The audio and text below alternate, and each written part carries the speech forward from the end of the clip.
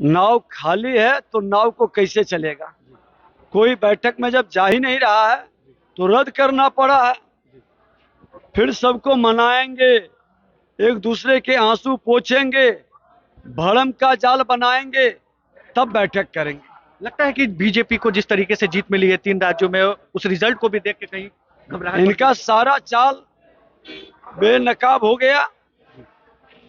जातीय जहर का लहर का कहर का असर नहीं हुआ, धार्मिक उन्माद तुष्टीकरण का भी असर नहीं हुआ। तो जब दोनों शस्त्र बेकार पड़ गए तो ये वंशवादी भ्रष्टाचारी की लाचारी बेबसी अब साफ झलक रही है। और इसीलिए हड़बड़ी में इन्होंने घोषणा कर दिया था बैठक का, जबकि इनका इस गठबंधन का कोई अब मतलब नहीं है।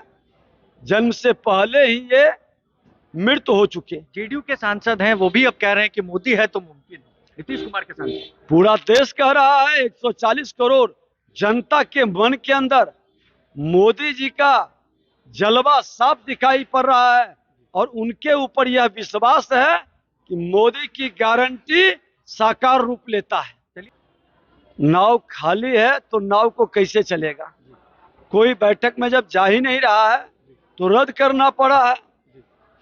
फिर सबको मनाएंगे, एक दूसरे के आंसू पोंछेंगे, भरम का जाल बनाएंगे, तब बैठक करेंगे। लगता है कि बीजेपी को जिस तरीके से जीत मिली है 3 राज्यों में, उस रिजल्ट को भी देख के कहीं घबराहट इनका सारा चाल बेनकाब हो गया।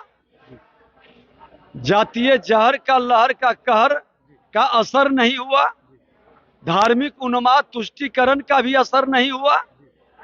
तो जब दोनों शस्त्र बेकार पड़ गए तो ये वंशवादी भ्रष्टाचारी की लाचारी बेबसी अब साफ झलक रही है।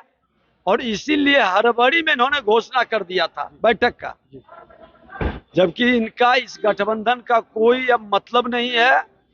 जन्म से पहले ही ये मृत हो चुके। जेडीयू के सांसद हैं, वो भी अब कह रहे हैं कि मोदी है तो मुमकिन है। नीतीश कुमार के सांसद पूरा देश कह रहा है, 140 करोड़ जनता के मन के अंदर मोदी जी का जलवा साफ दिखाई पड़ रहा है। और उनके ऊपर यह विश्वास है कि मोदी की गारंटी साकार रूप लेता है।